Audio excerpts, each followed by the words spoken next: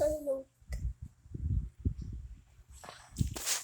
hello guys. So, yung malapit na ba maluto yung pagkain?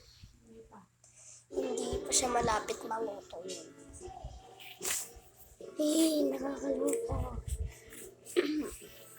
So, kaya hindi din ako nakapasok kasi nilalagnat ako kagabi and kanina nung pagkagising ko, may init pa ako. So, ngayon, wala na. So, papasok sana ako ng hapon kaso magpapahinga muna ako dito.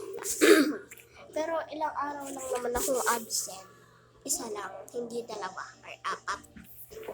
So, isang araw lang akong absent, hindi naman dalawa. Ngayon lang ako mag-absent and bukas papasok na ako.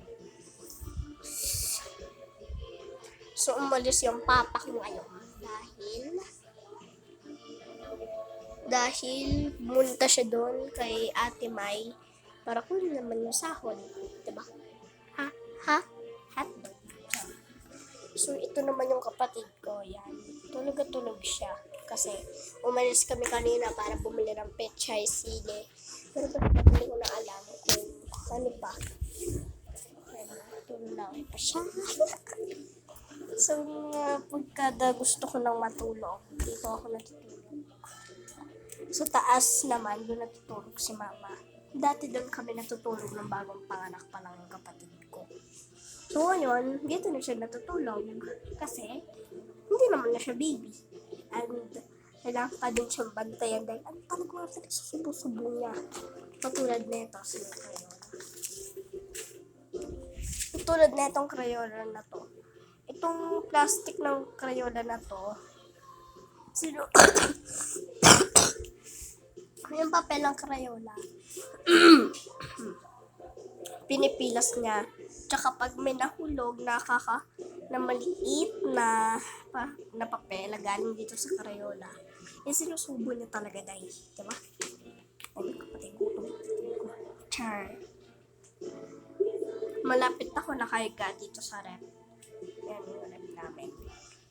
And pag gusto kong mag-cellphone, kanina andun lang ako sa kama doon. Sa pangalawa,